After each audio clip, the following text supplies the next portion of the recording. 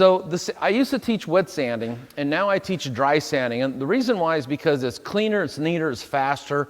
And look, if you're looking for something more in depth, again, get a job at a body shop and learn how to use acrylic blocks and hard block them all. But kind of what I teach is what the average guy, the average detailer could do for somebody's custom car and do a good job, still make a profit, and turn out high quality work.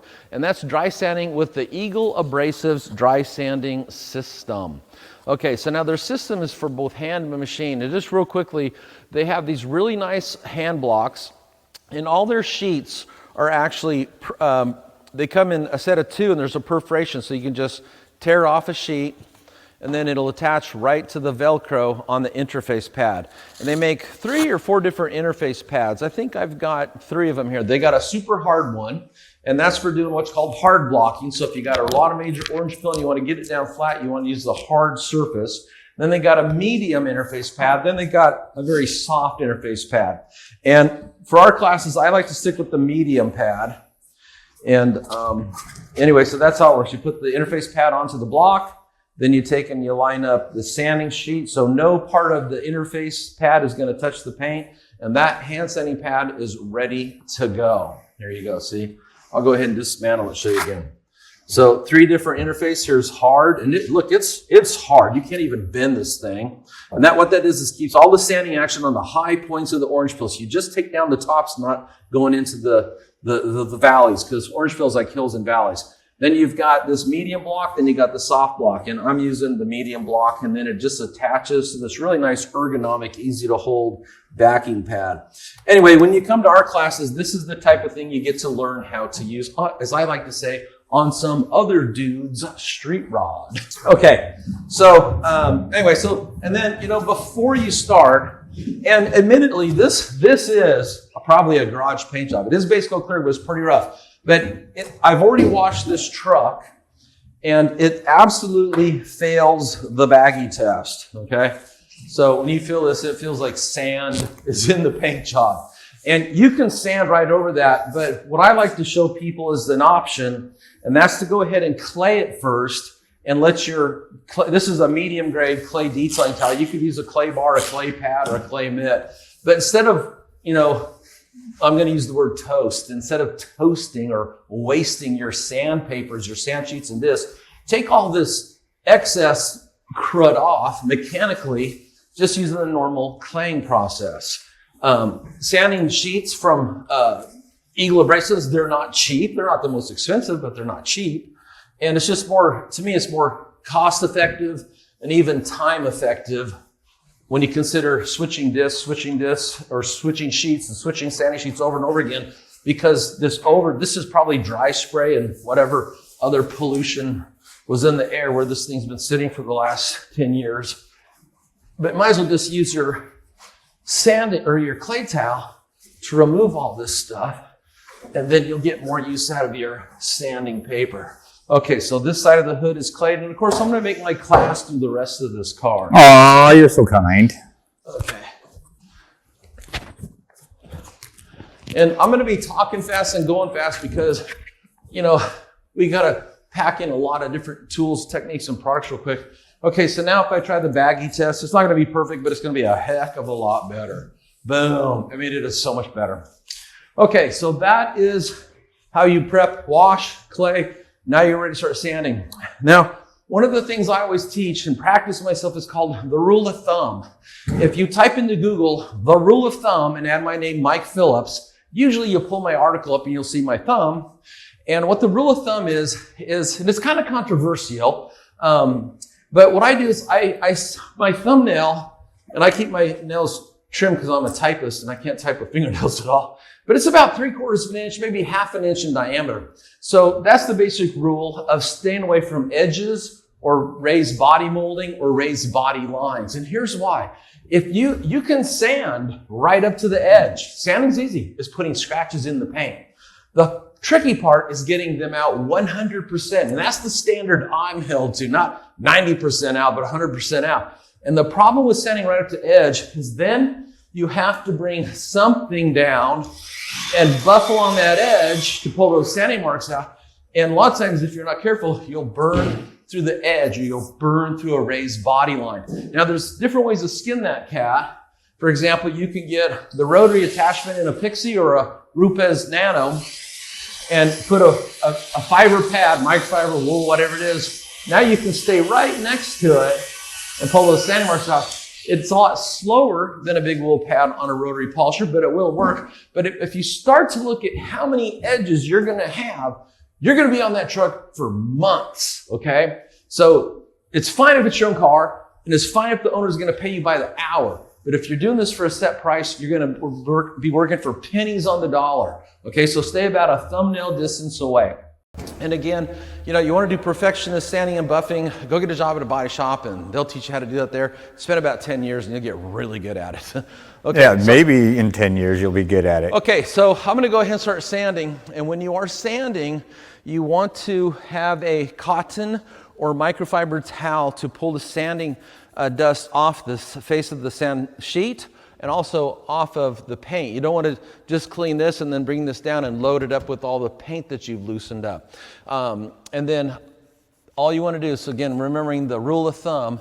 So, and I always teach people just do a small area, especially if you're new. Like this is about as big as area. This is about a 12-inch by 12-inch microfiber towel. That's about as big as areas you want to tackle. And if you're brand new, you can even tackle something smaller. But yeah, just start sanding. And one of the things, like when you're first starting out and you're kind of scared, that's understandable. You should be scared. Sanding down a clear-coated paint job is tricky. But just sand for a few strokes and then wipe off like I just did and inspect. Look to see if what that was like 6 strokes back and forth. Look to see how much of the paint you're leveling and if you need to stop and go to a new area or continue sanding till it meets your expectations. And the thing I want to say is I want to quote my good friend Jason Rose. I love this quote. Top coat hardness is an unknown variable. And it's true. Top coat hardness is an unknown variable. Really soft paint's going to sand easy, just like it buffs easy. Really hard paint is going to sand really hard. You're going to have to work longer at it to abrade it, to level it, to get it to where you want it to be. But you don't know that until the first time you bring your block down and start sanding. Why don't you tell them about the little bumps and stuff that you're seeing in there? Oh, I am happy to say that. So this, I think, is like really a garage paint job. So this is what's called DIP. See the little dots there? It's called dirt in paint. So when it's painted, pieces of dirt fell in there. So this thing's never going to look like $1 million, but again, it's a great training car. I'd rather train my students on this than a demo hood any day of the week because they're going to learn so much about how to sand and how to buff with the wool pad and how to polish with the orbital. It's just a really great training vehicle. Now, when it comes to going along this edge up here, here's what I teach for that. So again, rule of thumb. Here's my thumbnail distance away. So what I'm going to do, instead of big long strokes, I'm just going to come up and sand like this. And as I move my sanding block over, I'm going to keep my sanding pattern very tight. That means I'm going to only move over like about 3/8 of an inch at a time. And that way I have a very uniform, flat sanding pattern. And you can see how I'm staying just about, I didn't even see that's about 7/16 of an inch away.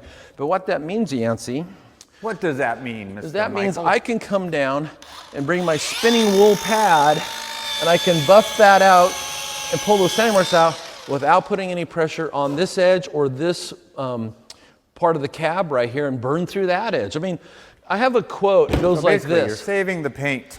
I have a quote that goes like this. Words cannot describe the heart-sinking feeling that overcomes you when you discover you've burnt through the paint on some other person's car. I mean, it's just like, oh, look what I did. That's a gut check moment for sure. Oh, it definitely is. Anyway, look at all the paint that's coming off. Okay, so let me go back up here, and we're just going to knock out a little section here because you remember, I got to save this for my class. They're paying big bucks to get down here where I get to work them like a slave master. You know, there's no chairs, there's no tables, there's no PowerPoint, there's no sitting. I don't even give breaks in these classes. You get about a 15-minute lunch break, and that's it. You need a break, you take off and go sit for a minute, then you come back. Take your own break. Okay, now come down here and look at this. Now, can you get all the way over here to see where the orange peel? Let me come around over there. So orange peel is basically hills and valleys. All right, let's break this down. Show us where the orange peel. Okay, so here where you see like little black spots and then there's dull spots, those black spots are lower. They're the valleys. So orange peel is like hills and valleys. Hold your finger in one spot. There And the reason they're so black is they haven't been sanded yet. So I can tell I still need to sand here. If you come out here, so this is fairly sanded, this is sanded, but this is still got some peel in it. So let me just come down here and knock this out. I'm gonna wipe this off. There, now it's just as flat as all the areas around them. So let me go ahead and just finish. Now this is interesting. See the pigtails in here? Yes. So there's pigtails, so when they did the prep work, so that's before they put down the primer and the base coat, it looks like they left pigtails in their prep work. And now they've kind of bled through to the clear coat, but when we sand this and then buff it, they should disappear. Okay. And if you're new at this, you want to sand in straight lines. If you get really skilled at this, you can use what's called the X pattern. The X pattern is a technique that I was taught by my longtime friend over at Huntington Beach Body Works. And now I can't think of his name. Rich Evans. Yeah. I always get stuck on his name. I was in charge of the team that sanded down the McGuire's trucks, the big semi trucks with the flames going down the sides. And that was a hell of a project. We did all the work on the outside in the sun. But I was in charge on black paint with flames and stuff. What time of year were you doing this? But Rich Evans taught me, if you start out sanding with, I think we were starting out with 1,000 grit, then we went to 12, then to 15, then to 2,000, then we started buffing. And now I want to see, can you see these lines through here, this pattern? Yes. Okay, so that's a fairly tight pattern, but what I want to do is I want to keep it even tighter. Okay, so you don't even see those lines. That's by just moving over, just barely moving over, like 3/8 of an inch at a time. Okay, so that is a nice tight pattern. What you don't want to do is make what I call W's or M's. That would look like this, okay? That's bad. Yeah, that's bad. You'll never get it completely flat. Well, it just won't look right. It'll take longer to buff out. So keep a very tight pattern. Okay, then after you've sanded to the point where you look at the paint and you can go, you know what? That looks good to me. I've leveled the orange peel. I'm not going to get all these dirt nibs out of here. I don't know how much clear's on here. I'm hoping it's got some paint because my students are going to find out if it doesn't. The good news is the guy that owns this, who's probably watching, he doesn't care if we make a mistake. These aren't high dollar street rods he buys and sells. Boom, here we go. That is sanded, hand sanded. All right, let me get the finishing shot here. All right. Whew, I'm winded. Okay, now that was 1,500 grit if you want to capture that. Peach 1,500 by Eagle Abrasives by Kovacs. Okay, so the next thing I want to do is I want to machine sand. I've already got I think this is 2,500. Okay. This is their Bufflex system. This is also their interface pad. Now, interface pads are very important for both hand sanding and machine sanding, and they offer a couple of different ones. This, again, is their medium. And why are they important? They're important because it helps the face of the sandpaper to stay in 100% contact with the curve of this panel. It also smooths out the sanding action and also decreases the aggressiveness of it. So that's just something to keep in mind. Now, before I hit that with this, I do want to show this little guy. And a lot of people have been emailing me and asking me, when are the 6mm drive units going to get in? This is the original because that's handwritten number 6 by me. The engineers of Flex made this for me.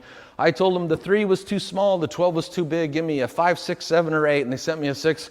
And now they are available, and you can tell they're imprinted. That's how you can tell the ones from the factory. Chris Metcalf called me, said 500 of them have arrived to the U.S. shore. Okay, so these are great for doing thin panels. Look at this thin panel up here. And actually, this will fit up here for the fresh air cowl vent. Make life a lot easier. Yeah, and so, but I'm going to use this to edge the panel. And usually what I tell people to do, and all these tools are different, but this one here has a digital speeds control here. And you want to put this thing down, and you want to see pad rotate, sanding disc rotation. And I don't really have any, so I'm going to bring the speed up. I don't really have any. Here's speed 3. Now I got some pretty good rotation.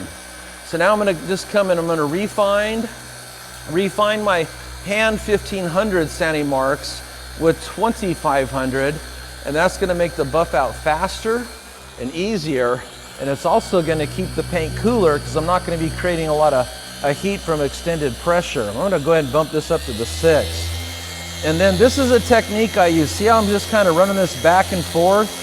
And the reason why is because then I can look and gauge my progress turning 15 into 25. And this is something you want to keep a towel handy, just like when you're hand sanding. And let me show you look at all the paint this 2500 grit pulled off. I mean, these Eagle abrasives sanding discs really work good. Then just you can either leave it off and just kind of brush it onto the towel, or I usually just turn it on and just do that. And then I come back here, always wipe this off, or you'll take this paint dust and put it right back on here. So you got to clean both, the disc and the panel. And then I'm just going to come back here, bump this up to the 4.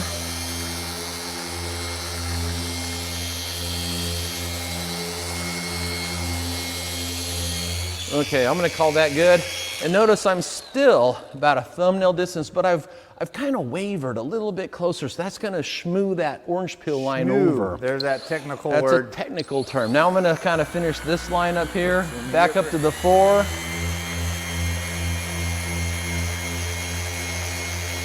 And my good friend Kelly Harris, he always teaches people that, you'll sand a little bit inside of the pattern that you want to sand, and then with your finer grits, move it out a little bit. And that'll give it a uniform appearance, but also make the buff out quicker, faster, and easier. Okay, so now I've edged this, so all I got to do now is come back with the big boy and just flatten out the rest of this. Now this is the Flex X. Hold on, before you keep going, now do you want to explain for some of the new people that are out there that maybe do not know why you have to go through the different levels of sandpaper? Oh, sure. And here's the answer. You don't have to. You could sand this truck or whatever you're working on with, say 1,000 grit, and then start in with your compound and pad and start buffing, but you're going to be pressing really hard and buffing for hours because the sanding marks are really deep. So what you want to do is, in my opinion, it's better to spend more time sanding and keep refining your sanding marks to a higher and higher grit level, and that'll make the buff out faster, and it also makes it cooler to the paint. Heat is never good for clear coats. You don't want to get it hot, so you want to keep it cool. And in today's modern world, I think in the Eagle abrasives line, the highest they go up to is 25 or 3,000. They might go to 4,000. But in the 3M line, you can go to 8,000. So I always tell people, let your budget be your guide, okay? If it's your project and you got unlimited funds, sand out to 8,000, start buffing. If you're on a budget, then maybe finish out at 2,000. But another variable for how hard it will be to pull your sanding marks out with any kind of compound and fiber pad or orbit, however you want to do it, is top coat hardness. The harder the paint, the harder it's going to buff. So really hard paints, you do want to try to finish out at higher grit levels to make the buffing quicker, faster, and easier. Okay, so this is the Flex, I think they call this the FX3411. Now this is a 1.6 millimeter wood, it's for wood. It's what's called a finishing sander. It's not for doing rough work, it's for finishing. And I know some of you experts out there say, well, Mike, that's the wrong tool for this. Well, right now, this is all that Flex has that I have access to that's cordless, and I love the cordless aspect to it. But also, you can say on paper that that's the wrong way to do it, but I'm telling you, it works in practice, and that's really all I care about. Well, it's kind of how the Portacable came to be. It was a sander. Yeah, the Portacable was a wood sander, and someone figured out it maintained pad rotation for buffing out car paint. Yeah. Okay, so then same thing. Now I'm just gonna run this back and forth a few times. And now I don't have to worry about getting to the edge because I did all the edge work with the little 3-inch disc, which is a lot easier to control. Let me just show you. Look how much paint is coming off with even with 2500 grit. So again, I'm just gonna remove this. And you should be wearing a mask when you do any of this kind of work. And those 2 passes probably refined it, but I'll do a couple more just to make sure. And of course, overlap your passes by about 50% or 75%. I saw this guy, his business name was overlapped by 75%. I thought that's pretty crafty there. And if you can't figure out why that's different or unique, it just means he's doing better work. He's overlapping by 75, not just 50. So it would take longer to buff out a car doing that, but your work would probably turn out better. Anyway, then that's how that works. And again, this little on and off button here, and you got multiple speeds, so you can bring this up to turbo speed is what they call that. That'd probably be good. All right, now question. I was gonna say that'd probably be good for wood, but not car paint. Yeah, no, you go through really, that'd be grinding process. How does one know when their sandpaper is done and when they need to replace? Oh, that's a good question. You know, you just have to be at one with the paper, you know. Oh my God. It's called the Zen. It's a Zen moment. All Zen right. moment of sanding. No, just look, if you're looking, it's not, you move, if I were to take that disc and move on to new territory and I'm just not seeing no action, it's probably time to either clean the disc or switch to a fresh disc. Okay. That's about the only way you can gauge. Okay, so this is sanded. So now the next thing I need to do is I need to pull my sanding marks out. And someone was asking me the other day about my rotary polisher. I love to show this thing off. This is a prototype. This, you can see the color red is different. It's also metric. So this was hand built in Germany, sent to me to test out before they went public with the cordless rotary. And I always tell people the biggest mistake I've made is I haven't counted or kept track of how many cars and boats I've buffed out with it, but it's a lot. Just one or two. Just one or two. And I've no service, it just keeps on going. So this is the NSP 150. Oh, I should have brought over the abrasive powders. Oh, I got some right here. This is interesting abrasive technology. And everybody knows me, I'm all about the abrasive technology. So this is what it looks like. It's this super fine powder, and these are perfectly round spheres with facets on them, little edges on them, but perfectly round. So no matter where that abrasive is on the surface, it's always cutting. And they're highly concentrated, so you don't need a whole lot. So where's my buffer Which pad? is something that you needed to learn. Yeah, this still has a safety seal, so let me pull that out. This is the mistake you always make on TV. You go to spray something and it doesn't spray. You go to pour, nothing pours.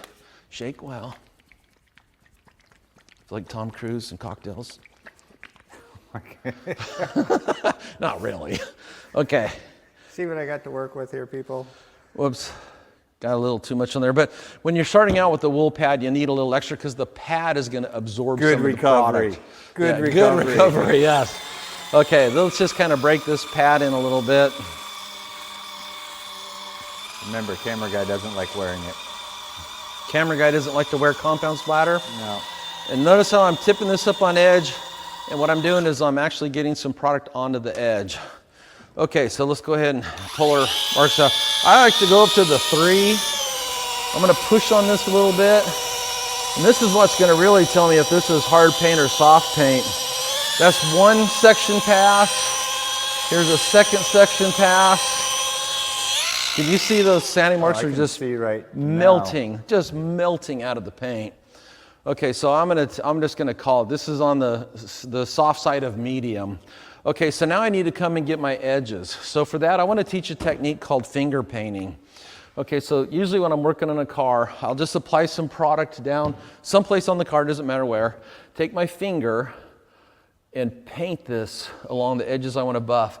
And what this is going to do is it's going to put 2 things down there. Do you know what they are, Yancey? It's going to put the product down there and also show you where you've been and haven't been. Close. It's going to lay down lubrication and abrasive technology. You need both when you're buffing. Okay, now what I want to do is I want to be cognizant of how this pad's spinning. It's spinning clockwise as I look down on it. So what I want to do is I want to actually start up here, and that way it's going to pull the product into itself. Not spray it all over your camera lens. Thank you. Now I'm actually pushing pretty hard as I pull those sanding marks out right along that edge. Let me bring my speed up.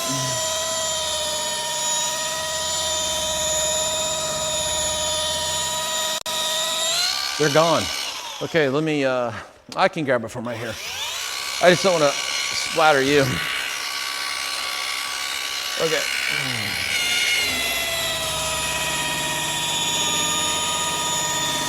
And the goal of using a rotary Yancey is to make it look so easy, like anybody can do it. I don't even have to look at what I'm doing, and I'm pulling those sanding marks out. Boom. They are gone. Now I'll just grab this. I have some sanding marks on the edges. I'll grab that, pull it out real quick. Now, are you pushing down hard on your... I'm pushing down about 10 pounds. So I'm doing what I call chopping. I'm chopping on this thing. When I was a kid, my mom and my dad used to order 3 cords of wood to the house every year. Me and my brother had to go out with a maul and a splitting wedge and an axe and split it, chop it up, carry it around the back of the house and heat the house all winter long with firewood. Yep, been there, done that. And good exercise, but I remember chopping. Okay, so I pulled out all my sanding marks. This I think I have. Come down here and look. So there's swirls. Here's a little bit of sanding marks right there. Can you see it's kind of dull and hazy looking? Across the edge is all good though. All I see is your holograms. Yep, okay, let me just pull those out real quickly just to make sure they are gone. There's a drop of product. That would be a pea-sized drop, Mike. And always, I did this earlier, but always clean your pad with a spur. Bring this up to high speed, run that across there, go all around the edge. Make sure that thing's clean, clean it often. If you could see me on security cameras, you'd see me clean my pad after every panel, easily. Okay.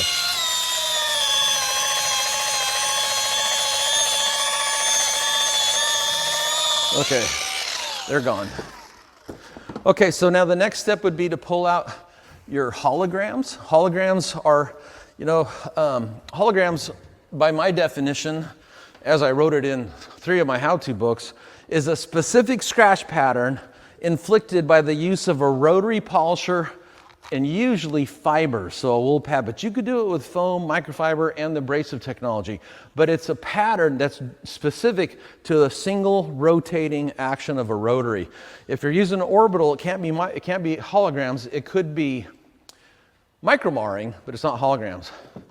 Okay, this is Mr. Rupes, Bigfoot 21, and I'm gonna go ahead and try. I have a cutting pad on here, but after seeing how that paint buffed out, I'm gonna throw on a soft foam polishing pad. This is where the test box comes in. And we will see a 45. This is a finishing polish. We'll pull out those holograms. So we're skipping 95. We're skipping 95. That's like a medium cut polish. This is a finishing polish. Same kind of abrasive technology I showed you in the little jar.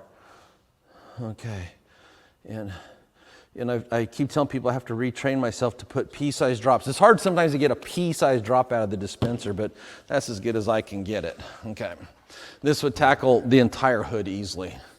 Okay, let me turn the speed down. Okay, I just want to kind of break in this pad.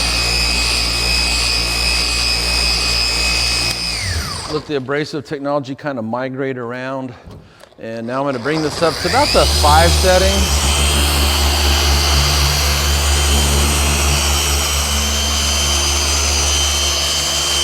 There's 1 section pass. We'll do 4 and wipe off.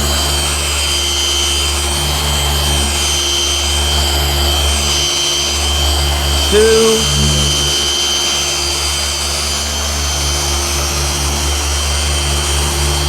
Low pressure. Weight of the tool.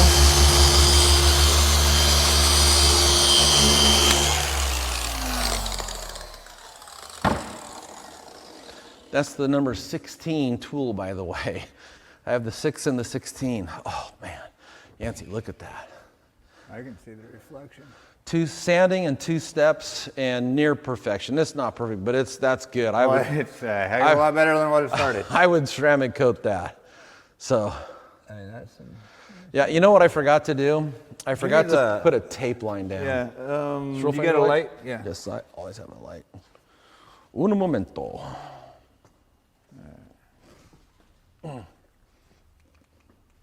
Then just do me a favor, give me a wipe over here. Okay. Just so that we can get the dust and stuff off. Yeah. Okay. Is that my hole in that where you like it? I'll put it like that. All right, there's the before. You can see all the orange peel and the Pigtails. scratches, everything. Modeling. Garbage. And then up here, which my light doesn't even want to, because it's like a black oil. If you come over here, you can actually get the overhead fluorescent light tubes. And over here, they're all modeled. And then where we sanded, they're very defined. There we go. All right. There you go. See how clear the tubes are overhead? And we're just gonna follow that down, and it goes to one big blob. To ugly. Okay, so that's called DOI, distinction of image. It means a mirror is 100% DOI. So anytime you're sanding, remove orange peel, modeling, dirt and paint, any kind of surface texture, is to make the surface as flat as possible. Then of course, when you buff out your sanding marks, you restore a crystal clear finish and it'll reflect like a mirror. So you've heard the term in the car detailing industry, a mirror finish. Oh, that's what I see they what mean. you did there. Get a mirror finish. I see what you did And then there. after that, of course, you would coat it. Come down, apply. This is the nano resin MX.